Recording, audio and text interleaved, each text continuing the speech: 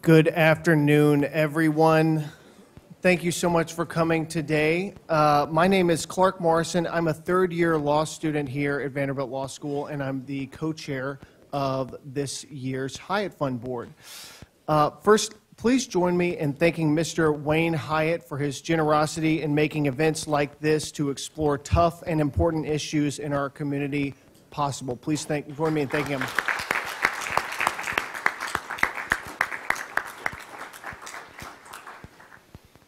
So today we are pleased to welcome a diverse set of actors in the area of affordable housing and gentrification here in Nashville.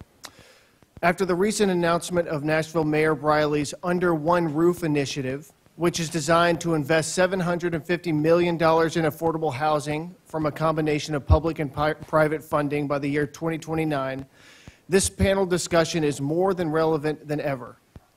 This interdisciplinary group will explore the tough questions surrounding affordable housing from a legal, development, and community organizing perspectives.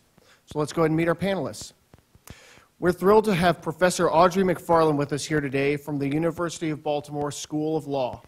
Professor McFarlane's research and teaching focus on areas of law related to economic development.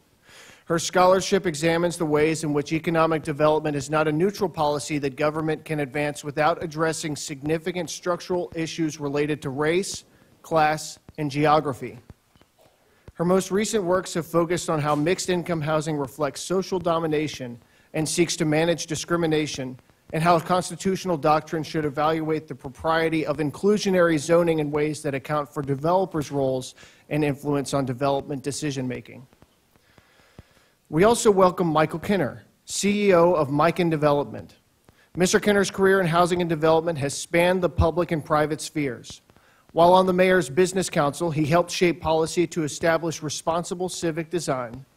In MiKen Development, he has furthered the group's mission of advocating for affordable housing and equitable redevelopment. Finally, we have Phil Manz, who chairs the Affordable Housing Task Force of NOAH, which stands for the Nashville Organized for Action and Hope. Mr. Manz leads NOAH's mission of organizing and advocating for low and middle income Nashvillians to obtain and retain quality, affordable housing. The Coalition Task Force is involved in community, education, local government advocacy, and engaging with stakeholders who provide or impact affordable housing. Finally, we're grateful for our own associate, Dean Chris Serkin, an expert in land use, property, and zoning law, who's going to provide commentary and moderate our discussion here today. So please join me in thanking our panel for their attendance here today and work that they've done to advance the cause of affordable housing. And without further ado, let's get started.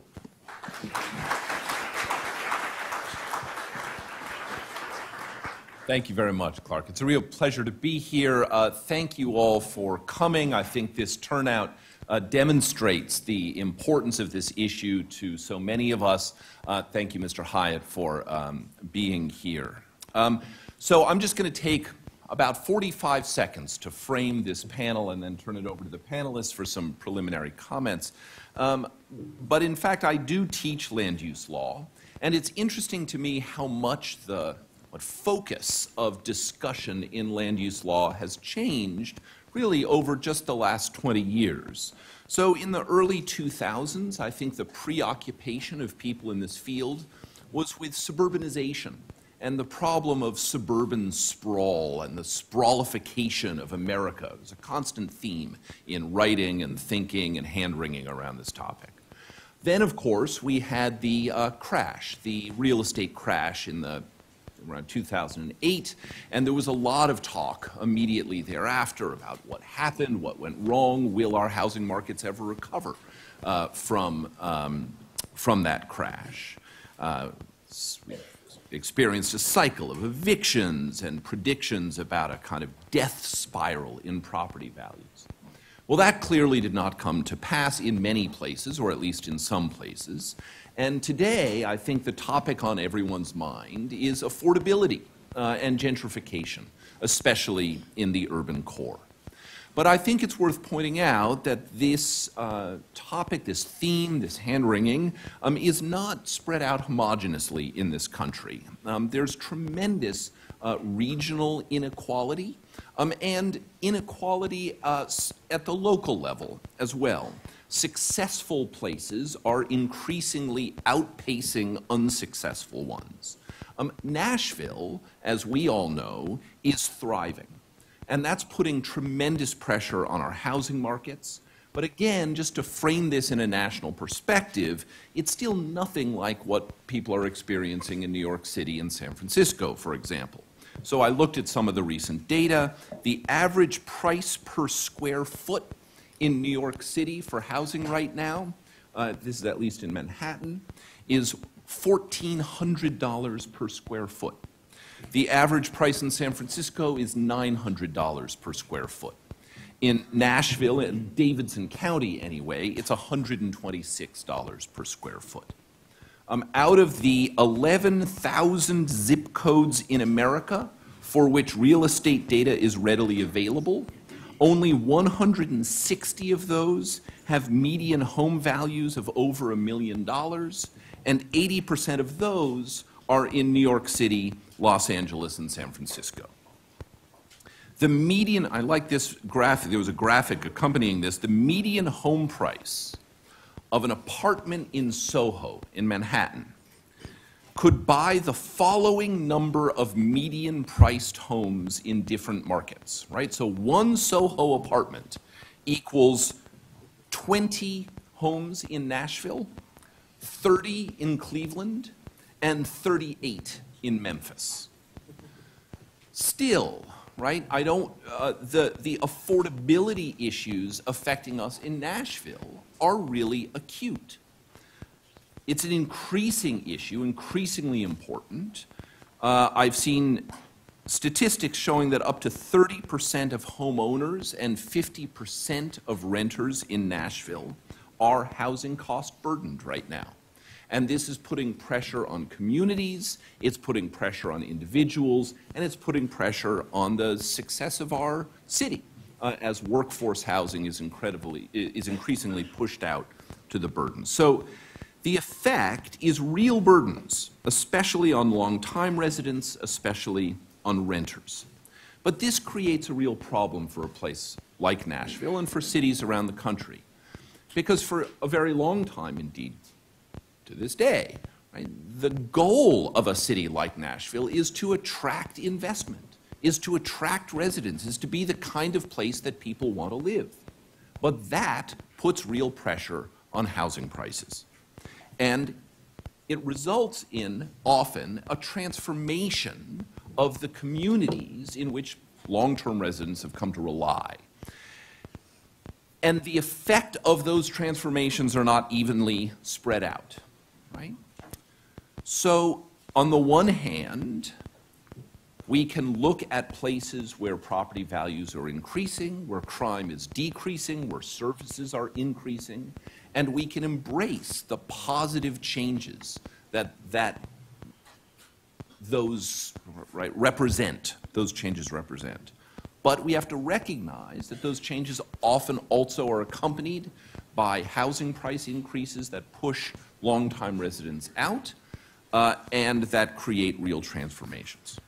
So these are the dynamics that we are wrestling with, and I think different stakeholders have different views about what these dynamics represent, from people who think about this from a policy perspective, like Professor McFarlane to my left, and also to developers and longtime residents and other community groups and activists. So I'm very pleased to have this panel, and what I've asked each panelist to do is spend just a minute to talk a little bit about their perspective on these complicated issues, and then we will launch into a more organic discussion based on these comments. So I will start to my left. Professor McFarlane. Thank you, Chris. Good afternoon, everyone. I get energy from the call and response. Thank you. So I'm happy to be here with you. I'm a displaced New Yorker who lives in Baltimore. Baltimore is an excellent laboratory for looking at some of these issues because we have a tale of two cities going on. We have a perpetual problem with disinvestment from primarily black neighborhoods in Baltimore. And then we're making the gentrification list as well. We're one of the most rapidly gentrifying cities in the country. So my goal today is to talk a little bit about what exactly gentrification is, because we throw that term around without really defining it. And there are many definitions, but overall it started with a sociologist in London in the 1960s, Ruth Glass, who observed the movement of higher income, higher status people into working neighborhoods and working class neighborhoods in London. At the time, it meant that individuals were renovating rundown townhouses and bringing middle class cultural standards to working class areas. So we can look at Ruth Glass's observations, I think, as describing the phenomenon of gentrification on the ground. And I think that her observations are generalizable to most settings. So from that on-the-ground observation, I also like to look at things from above. I kind of visually fly over a metropolitan area and look at the development pattern. And we'll see that gentrification is happening in undervalued places, often devalued by racial segregation and disinvestment. So in a way, the benefits, the profitability, is based on the fact that prices have been depressed by disinvestment, which has been influenced, not even influenced, guided by race.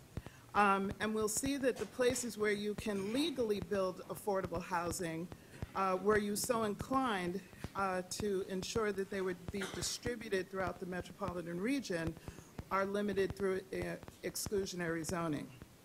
So what we see with gentrification is, we've heard the term income inequality, a very abstract term that's kind of hard to visualize. Well, gentrification is the spatial expression of income inequality. This is what it looks like when it hits the ground. There are a few types of gentrification. There's hyper-gentrification or super-gentrification by the super rich, which I don't know everybody's balance sheet in here, but it could, I would suggest, displace most of us. There's hipster gentrification or hipsterification by creative types or IT workers and young lawyers. So there's various manifestations, again, depending on where you are. It's a global phenomenon. Cities across the globe are experiencing this hyper-gentrification and are struggling with it. So the fundamental question is gentrification good or bad? And we will see that if you talk to most residents, they would support the changes that gentrification brings in terms of improved quality of life, rising property values, lower crime rates, improvement in services. Of course, the question is, will the supporters be around to enjoy the benefits? Because the rising rents, depending on the jurisdiction, rising conversions of apartments to condos or single-family homes, rising property taxes, and also an attendant declining provision of resources to areas that are still not trendy. So also, what the gentrification that Ruth Glass observed in the 60s is a little bit different than the way gentrification is happening today, because it has been corporatized, it's been commodified, packaged, and sold. Really, they're selling that class change is a positive process for cities. And this dovetails with local economic development policy. Cities have worked assiduously to attract higher income people to their cities on the view that they will provide an economic benefit. Cities have worked desperately to attract corporations to their jurisdiction, to benefit off of the spillover effects of the increased economic activity. And so there's a big policy question underneath these local economic development attraction policies, which is that a proper use of the police power to engage in policies, subsidies, regulations that work to the advantage and prioritize the interests of a particular class of people to the disadvantage of another class. So I would argue that there's a dormant aspect of the police power which says that the police power should be used in a way that benefits all, at least on a very general level. Gentrification basically has very unevenly distributed benefits and undercounted costs. And in the places that are experiencing hyper-gentrification, you know, just look to other cities and see what the future beholds. If you look at Los Angeles, and there's a story in today's Washington Post about the rise in homeless encampments where people who work are living on the streets. And this is a direct consequence of the lack of affordable housing. This is the furthest, when we're on kind of a race to the bottom, that is the destination.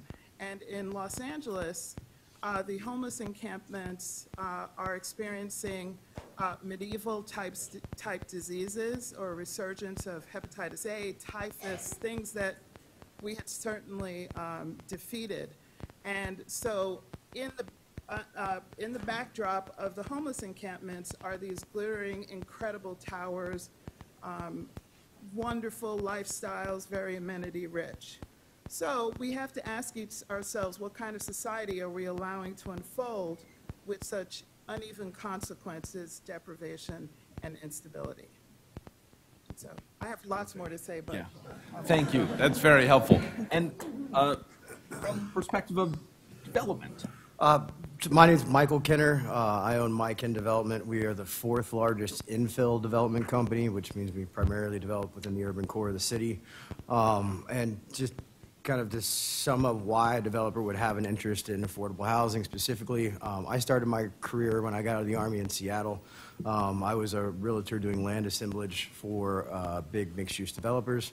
And so I watched the process of development out on the West Coast and the community engagement that happened out there. And then when the crash happened in 2008, I figured it'd be better to be a broke college kid than a broke real estate developer. So I took out student loans, moved back home to Nashville, where I'm from, and went to MTSU. I started back in real estate here in 2011.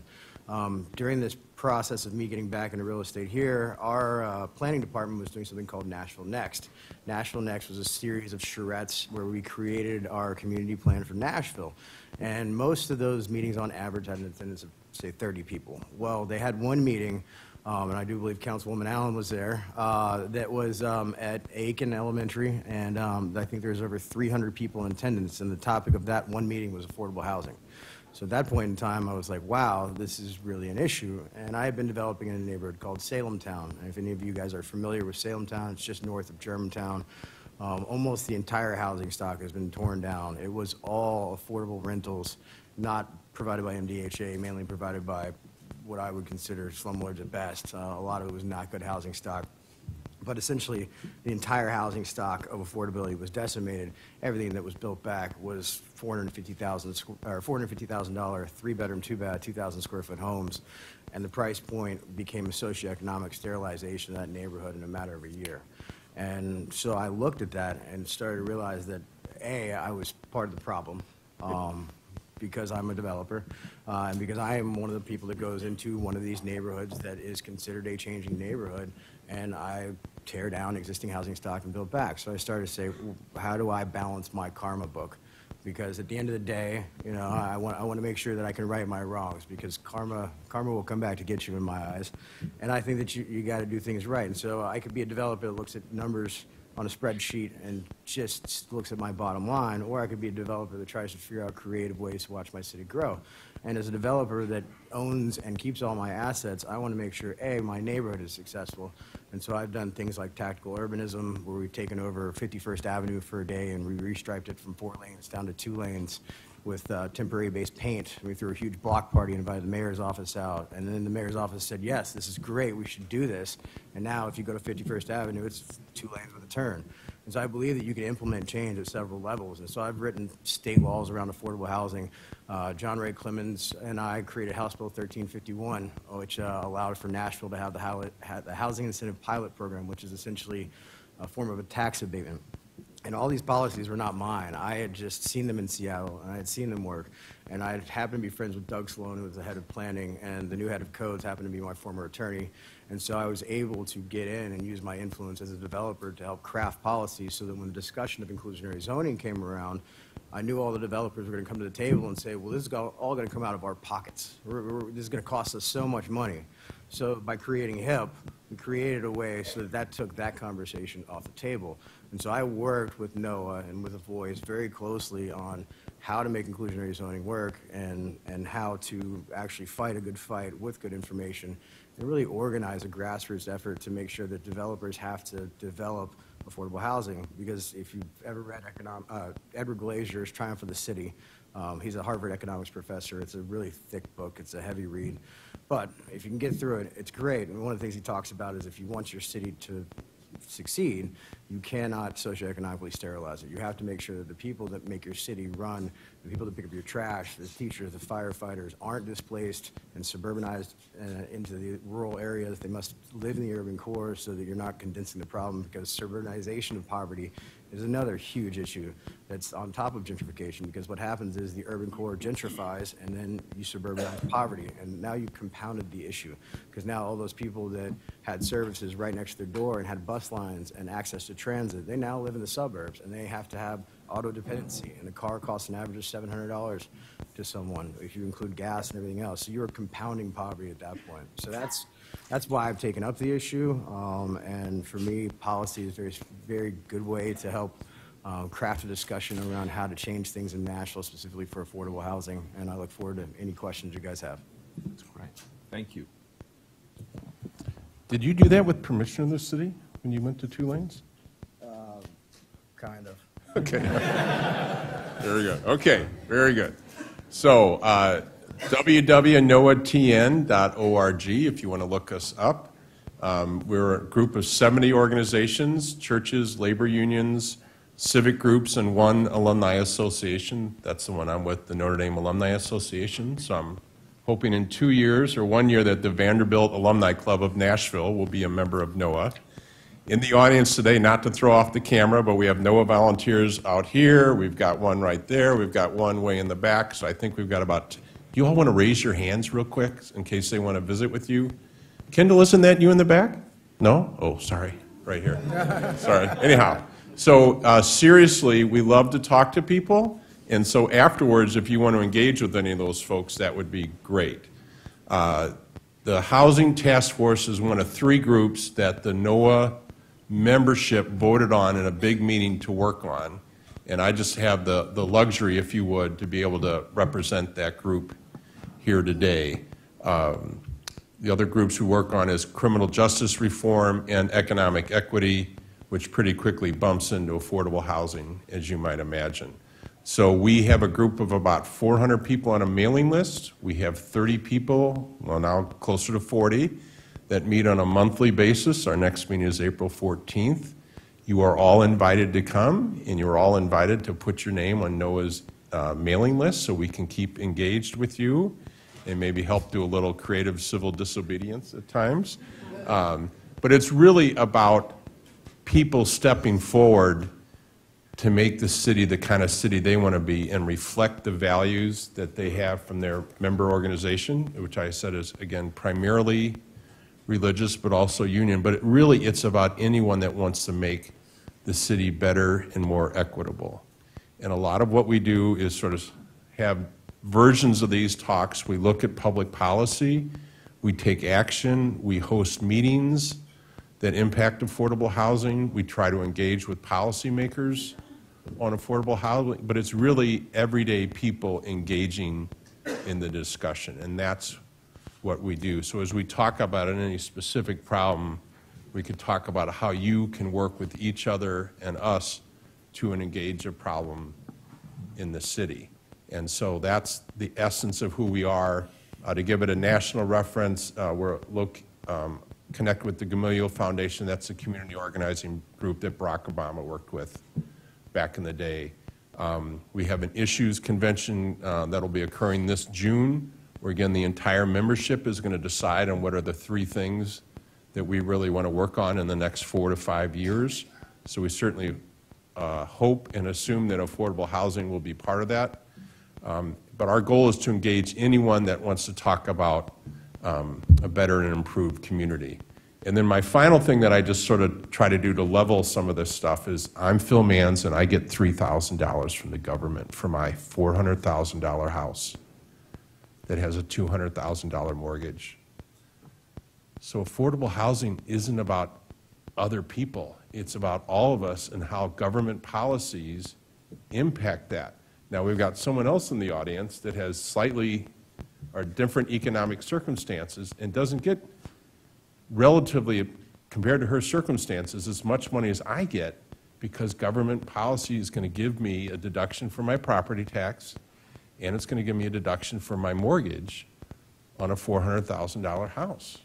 That's government policy. That impacts this stuff. What we're trying to do as NOAA is change policies. Now, our focus is more at the local level and then to the state level, and then someday we'll can maybe work on the federal stuff, but at first our attempts are local. So I encourage you, if you're interested in working with us, to see one of the folks that raised their hand afterwards, or maybe they can come down here at the end of the session and we can talk about how to work on some of these issues.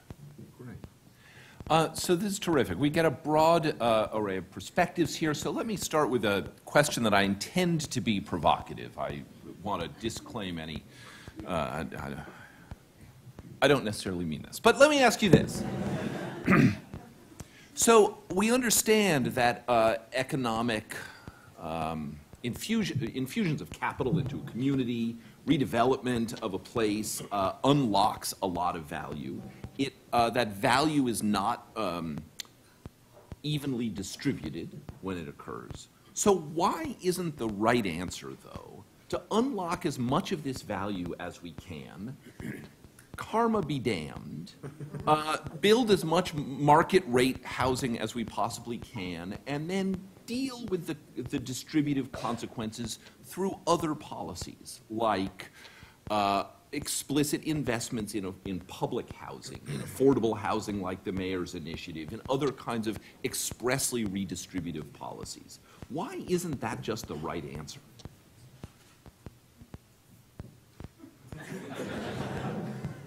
Isn't that what we're doing?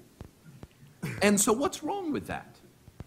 It depends on whether you picture yourself ending up in the luxury condo or in the encampment.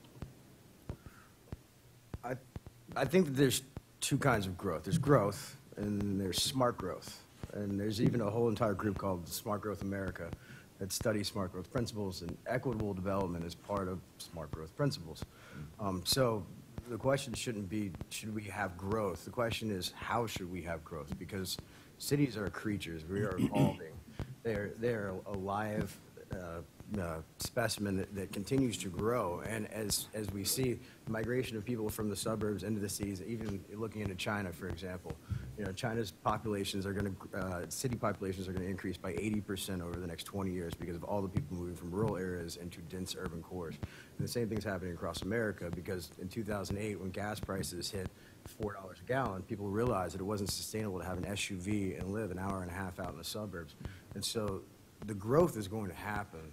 The question needs to be, how do you shape it and form it so it's equitable? And that's when it comes down to a grassroots conversation. Well, can I just? Yeah, please. But some of the policies aren't even close to equitable. So if you wanted a free market, why are we giving $500 a job to Amazon to bring 5,000 people averaging $150,000 to this town? Now, what is that going to do to the housing market? What is that going to do to the friends that we at NOAA know who can't handle the impact of that influx of buying power into their community? So the incentives are getting crazy. Sorry, I should know that this is my opinion. I just want, but we are part of Stand Up Nashville, which does have an opinion about some of the stuff in economic equity. But if you're going to have a so-called free market everywhere, then have a free market everywhere. You got to watch what the government is incenting, what those policies are, and then what the impacts are. So let me take that and turn it not just as an incentive story, but also as a story about regulation. And Michael, this may be primarily a question for you, but here's another response. It's surprising to no one in the real world, but to economists who think about this in a stylized world, that these increases in housing prices occur when economies are booming. Because you would expect that the rational response of the market is to supply enough new housing to compete away these increases in housing cost. That is, the problem of unaffordable housing is a problem of mismatch of supply and demand. And what we need then is simply more supply. You're not building fast enough, in other words. So why aren't you building fast enough? So I guess the issue would be this. That kind of assumption is wrong, because if you look at all the neighborhoods, the nation's, Salem Town, for instance, you had one house. It was torn down. They built back two. So we automatically doubled our density. But there were zero measures for affordability put in place over any of that. Mm-hmm. And so for us to say, all right, how can you not just build more, and that'll create more housing stock, and that'll bring the price down? The one thing they're not building anything more of is land, unfortunately. And so land is a fixed cost. And land in Nashville, just to sum it up for you, in Salem Town, in 2012, I could buy a lot for $50,000 for a house to tear down. Now, a lot to buy a house to tear down in Salem Town is $300,000. So if that tells you how compounded this issue has become because of the cost of land, you can try to build more, and you can try to build your way out of it, but until there's instruments and measures put in place that are tied to rezonings, that are tied to more density, that mandate affordable housing, that give developers incentives such as height bonuses to create these things, it's hard to make market rate developers even look at affordable housing, because, for instance, I was having this conversation with you. If any of you guys that like performance, your basic performa model for market rate apartment usually has 4 tranches of financing. For a full-on affordable housing deal, your performa has 12 tranches of financing. So most developers aren't going to take on that headache because they just really don't care. And most of the developers you see in Nashville building these larger assets are what's called merchant developers. They're guys that come in from Atlanta, they build up the asset, they get it 70 or 80% leased. That's why they're offering you two months free rent and flat screen TVs and all these things just to get you in the building. Because once they've got it 80% leased, they didn't sell that asset to AIG or JP Morgan Chase, and they're out, they're done. They don't care about the city failing, they don't care about the city doing well, they don't really care, because they're on to the next city and they're on to the next boom cycle. And so that's the difference, is you have local guys that do care, that will take on that headache. But there's only so much of us, and there's only so much we can do. So let me put a different gloss, though, on that answer. So one suggestion, right? What accounts for that run-up in land values? So, true, we're not making any more land. That's right. But we're nowhere near what would look like the maximum density that most places can support. You can always build taller, right? So one suggestion is that any increase in land values is the result of zoning. And in the absence of zoning, you would have much more elasticity in supply and be able to, in fact, build our way out of these problems. Audrey, I'll ask you, how much of the problem of affordability in our urban core right now is the result of zoning? And so how much of the response should be essentially deregulation? A lot of it is because of zoning. You cannot have zoning, in essence, not only separated land uses, but really allowed the wealthy to insulate themselves from poor housing. Without zoning, there is no way for a wealthy neighborhood to prevent someone from purchasing a home, dividing it up, building an apartment building. So zoning is essentially a lot of it, so that what would be happening any place with a demand for housing would be, instead of building out, you would be building up. So it is an essential part of it, but it's a sacrosanct part of it that, as I mentioned last night, I had tried to get my property rights inclined students upset about zoning. You know, I say, aren't you upset about zoning? And there's just dead silence. And they're not upset about zoning because it actually kind of protects interests that if you're a strong property rights proponent that you want protected, which is they're willing to give up the right to be absolutely free in what they do in return for the right to control you and control you in terms of what you can do. And so we are attached to zoning. Arguably, even lots of our constitutional doctrine is framed around zoning. So we're kind of addicted to it. So we will tinker with zoning, but we will not get rid of it.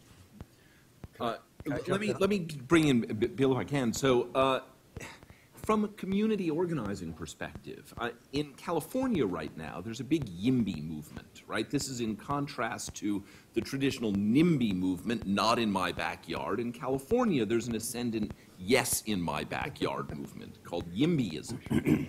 Do you see that here, and is that attitude towards attracting growth and development felt at a grassroots level, or are there costs to that kind of deregulatory response that seem too hard for us to swallow? We have two tricky questions, so let me do the YIMBY first. So there's a group called Open Table Nashville. They are a member of NOAA.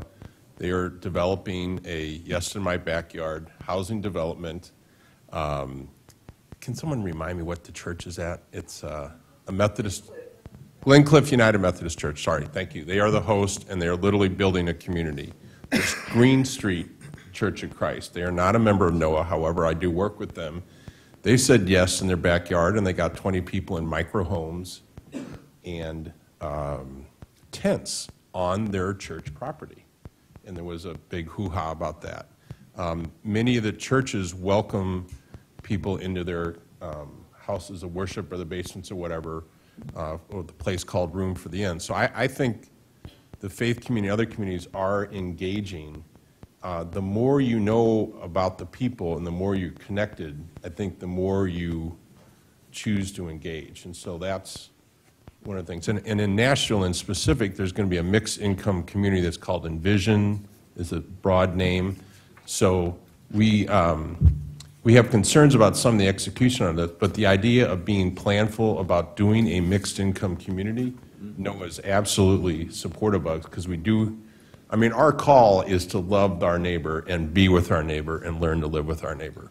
And housing is the one, I mean, that's an area where we all hopefully get 8 hours of sleep a night and you hang out. So in terms of the zoning, yeah, I don't. If we ask some of the communities, say some of the communities that have suffered from disinvestment over the years, if we asked, do you want to loosen zoning restrictions in your community to attract more development, what do you think the answer would likely be? Kim, you want to signal me on this one? Her neighborhood's getting torn apart by developers. It's about a mile west, or 3/4 of a mile west. Would you be more in favor of no zoning, Kim? In other words, anybody can come in and do whatever they want in your neighborhood. What would you think of that? Or do you think that's going on already? Okay, great. So her neighborhood is, she's with our steering group, is about 3/4 of a mile west of the neighborhood he was referencing, and right in between the two is a large public housing project, and then right next door is Kim's neighborhood, which is about a mile north of my neighborhood. And so the economic thing is just pushing. So the land prices he referenced, I don't know if it'll skip that far over that quick, but it's like a mushroom cloud just going out. And so there's 3 new houses within 5 houses of your house in the last 3 months, I believe. We carpooled a lot of things, so it's right in her neighborhood.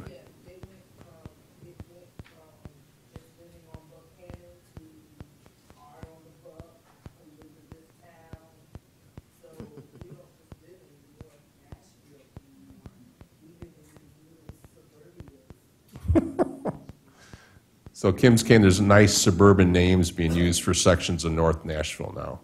And so presumably, though, there's a strong intuition that this kind of unchecked development that is sweeping through some of these communities is in fact a problem, right? That it is imposing costs on residents there, it's pushing some people out. And so the response at one level of deregulate land use to unlock supply, we have to also be cognizant that that has costs that are unequally borne throughout a community. And just the other thing I need to say is we're doing housing development over the last year with NOAA. We were very involved with transit-oriented districts. Yeah. There was going to be a light rail thing, but there was going to be up to 19 of these transit-oriented districts. So you had to look at them and understand all that code. Then you had to understand TIF districts. Then you had to understand where housing is in there. I mean, it took a lot of horsepower of our volunteers to do all that. And then pretty soon the city is carved up in all these little economic enclaves, whether it's transit-oriented or TIF-oriented. And you got all this government policy that's in addition to zoning on top of that. Right. It's a lot to keep a track of. And TIF here refers to tax increment financing, which is a financing mechanism for a lot of housing. So let me ask this. Let me pick up on an answer you just gave and an answer you gave a few minutes ago about what the model is for affordable housing. So Michael says, look, we have a problem with suburban poverty increasingly. People have to live farther outside the city. They have to have a car. For a long time, affordable housing advocates have been pushing for a particular kind of development in the interests of affordability. That is dense, multifamily housing near transit corridors where you don't need a car to drive to work, where you pack a lot of units in a small amount of land so that you don't have to buy as much land per unit, that this is the model for affordable housing, and it has traditionally been prevented, right, by suburban large lot exclusionary zoning. Well, if I were to come up with a model in my head of a development that looks like dense multifamily housing on a small parcel of land near a transit hub, I might point to the Aertsen and the Kimpton right next door. That's the hotel you're staying in. Now that is not very affordable, nice, by the way. right? This is the opposite of affordable, right? This is $2,000 a month studio apartment prices in Nashville. So what's wrong? I mean, what's this disconnect between our traditional story about what affordable housing looks like and the actual development that's happening in places like the Aertsen right next door? I think that's a question for him. So if you look at Jonathan Rose out of New York, the Rose Company, they just did a project called Verde that looks similar to the Artist, and it's not as tall. Is it Artsen? Is that how we pronounce it? I actually don't know. Is I don't that really know. Aertsen? Aertsen. Oh, they're both. Thank you. Okay, sorry. It's one building, but two entities. Whatever. Okay. But Jonathan Rose just built a beautiful building, and it is almost all affordable housing. It's called Via Verde. It's in the Bronx. It's in New York City, where the land cost is exponential. Jonathan Rose is one of my mentors. He also wrote a book called Well-Tempered City, which is a really good read if you haven't read it yet. But basically, you can build beautiful affordable housing projects. Most people have this mindset that affordable housing has to be what we've done traditionally, which is red brick projects that are Section 8, that are not going to look good, or they're tiny little homes and micro units, and that's what affordable housing is, and that's what it has to be. And then people also kind of have a mindset of it's only 60% and below, or it's only 30% and below. That's really affordable. 60 to 120% is not affordable. And so you can shift people's mindsets if you can show them examples of projects that have been done. And Via Verde, I think, has a 40% market rate component. There's a portion of it that's at 120% AMI, and then it drops down all the way down to 30% AMI. They've got low-income housing tax credits layered into that deal. But it's a beautiful building. It's got a green roof system. It's platinum LEED certified. It's got a dog park. I mean, so to think that affordable housing means you have to build ugly houses that can't be beautiful towers, and that's not going to work, I think that's kind of a misnomer. So does it take a visionary like Jonathan Rose to be able to do that, or could we have that where that could be standardized? That when we were attempting to build affordable housing, we would end up with something like that? Or does it take special skills and vision? It takes an attitude of wanting to do it, A, and maybe a little hard-headedness, B, but it also takes the city coming to the table. So for the Via Verde project that I referenced, the city gave Jonathan Rose the land, and then they also gave Jonathan Rose tax incentives on the building so that he doesn't pay income, or he doesn't pay property tax on it. On top of that, he's got, endowment funding. He's got other sources of revenue that have helped fund this gap to create these affordable units. And that's the problem, is that if the city's not going to come to the table to partner with private developers to help create these beautiful buildings that we have the ability to create in public-private partnerships and to really leverage public dollar, then you're not going to get a bunch of beautiful buildings that have affordable housing mixed into them. You're going to get market rate developers developing market rate, because nobody's going to, and even me, don't get me wrong, I develop affordable housing, but I use Barnes Fund funding to fill the gap, because I can't go to my investors where I've guaranteed them an 8% rate of return and say, take less. Take less because we're good guys and we just want to do affordable housing. But if I can go to the city and say, hey, if you guys will meet me halfway, give me incentives to make this work, give me a tax abatement, give me free land, give me whatever you can, give me your huddled masses. Pretty much that's, that's the speech that I give to the city. And the problem is that bureaucracy is a pain in the rear. And, a lot of people say they want to do stuff about affordable housing, but when it comes down to it and push comes to shove, I created the HIP program. My application got deferred for 8 months. And then all of a sudden, Bob Menendez decides it needs to be a competitive process, and they changed the allocation process.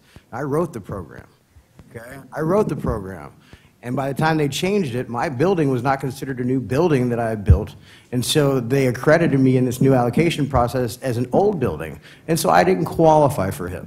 So you want to talk about the bureaucratic nightmare of creating affordable housing? You have a developer that would love to do it in a city that basically hasn't helped. So Audrey, in this landscape where we have tremendous economic pressures, we have pressures that are resulting in teardowns and redevelopment, a lot of infill development, a lot of high-value market rate development. How should we think about this? This is the big question is, what's the right answer from your perspective for managing growth in a city like Nashville, where the pressures are as intense as they are right now? What do we need to keep in mind as we think about this? A few things. The free market is not a free market. It is a highly structured and regulated market, and that we have options for tweaking how we want that market to perform and what we want it to fulfill. There are benefits to growth, and there are costs. It's very complicated. We are just skirting the surface here. So I have a fantasy that I would love everyone in this room to be able to recite by rote what tax increment financing is. That's my goal. Because there was a hearing in Baltimore that I went to where we were fighting about affordable housing, and somebody got up to testify, and they said, well, there's federal money in this program, and I know how this works. I've seen these programs be administered inequitably. And the council people said, no, there's no federal money. And the person was confused, and they used it to dismiss that person who was testifying when it was tax increment financing money, and they needed to have been educated about that beforehand. So what we really do need is for more of us to understand the complexity there in the minds of